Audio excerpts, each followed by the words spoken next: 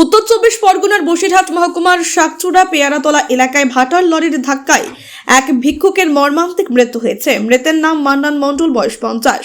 প্রত্যক্ষদর্শীদের মতে বুধবার সন্ধ্যা 7:30 নাগাদ ঢাকা থেকে ইট বোঝাই করা লরি টাকি রোড হয়ে শাকচুড়া বাজারের দিকে আসছিল। সেই সময় সাইকেল চালিয়ে সারাদিনের ভিক্ষার শেষে বাড়ি ফিরছিলেন মান্নান মণ্ডল।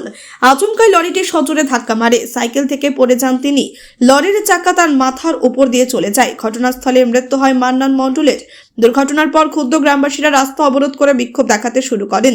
অভিযোগ, গত 1 মাসে ভাটার লরির ধাক্কায় একই এলাকায় দুজনের মৃত্যু হয়েছে।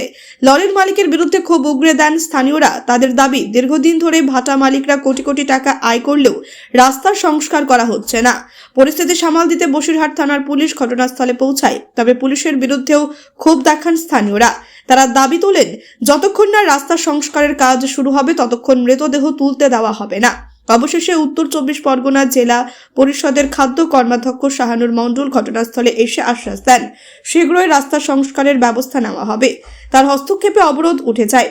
এরপর পুলিশ মৃতদেহ উদ্ধার করে ময়নাতদন্তের জন্য বসিরহাট জেলা হাসপাতালে পাঠিয়েছে। ঘটনার ঘিরে শাকচুড়া এলাকায় তীব্র উত্তেজনা ছড়িয়েছে। স্থানীয়দের দাবি, এবার প্রশাসন দ্রুত ব্যবস্থা না নিলে আরো বড় আন্দোলন হবে। ব্যুরো রিপোর্ট, নির্ভীক বার্তা।